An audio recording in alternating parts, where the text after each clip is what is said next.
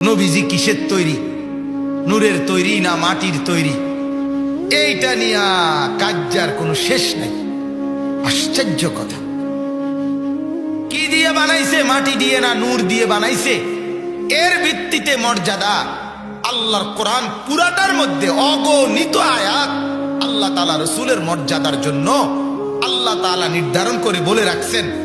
হাদিসে নবীজির অগণিত মর্যাদা আল্লাহ তাআলার পক্ষ থেকে নবী শুনাইয়া রাখছেন।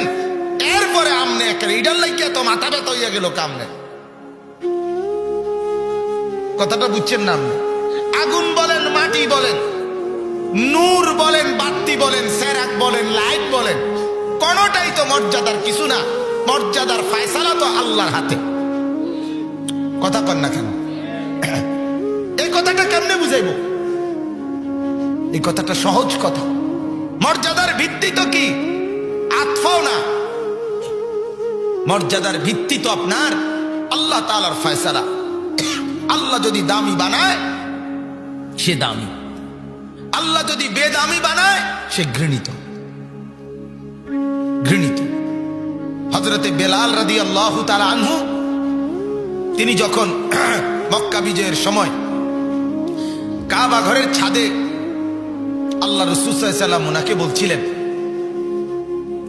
বেলাল কাবা ঘরের ছাদে দাঁড়িয়ে আজান দাও। হযরতে বেলাল কাবা ঘরের ছাদে উঠে আজান দিচ্ছিল।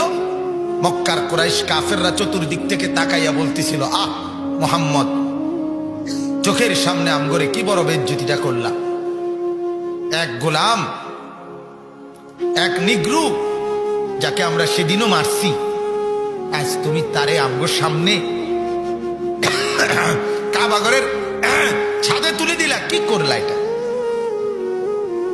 তখন আল্লাহ তাআলা কোরআনুল কারীমের মধ্যে বলছে, নবী, এটা মুয়াজ্জিন মসজিদের ছাদে উঠে আজান দিচ্ছে, আর বেঈমানরা বলতেছে এটা বেইজ্জতি করছে কাবা ঘরকে। আর ইজ্জত না বেইজ্জতি, এটা আমি বলতেছি, মুয়াজ্জিনের পক্ষে আমি কথা বলতেছি, আমার একটু কইতে দেন।